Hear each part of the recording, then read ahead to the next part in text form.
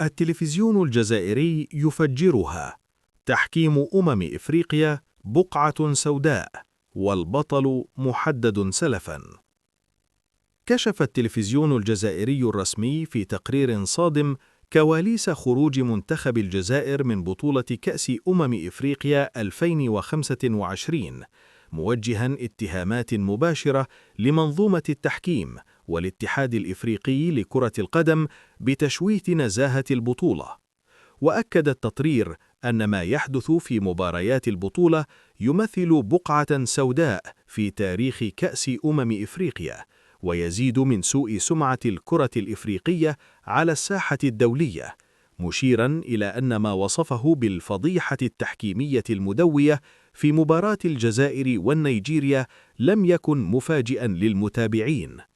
وأضاف: ليست هذه المرة الأولى التي يرى فيها العالم ركلة جزاء واضحة بينما يتجاهلها الحكم، وكأنه مبرمج لإيقاف منافس محتمل للبطل المقرر سلفاً. وأوضح التقرير أن الحكم ساهم في تقييد لاعبي الجزائر عبر سلسلة من البطاقات الصفراء الاستفزازية وغير المبررة في محاولة لتحجيم المنتخب وإخراجه من المنافسة.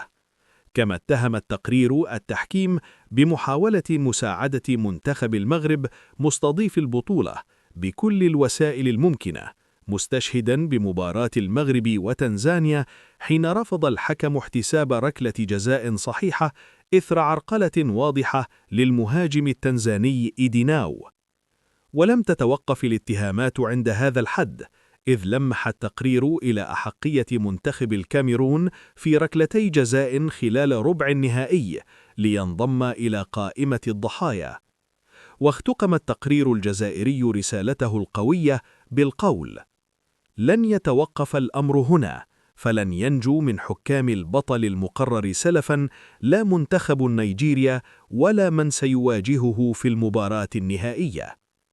من جانبه أصدر الاتحاد الجزائري لكرة القدم بياناً مطولاً عقب خروج محاربي الصحراء، دعا فيه الجماهير إلى الالتفاف حول المنتخب في مرحلة إعادة البناء، خاصة مع اقتراب استحقاقات مهمة خلال أقل من 5 أشهر، وفي مقدمتها تصفيات ونهائيات كأس العالم.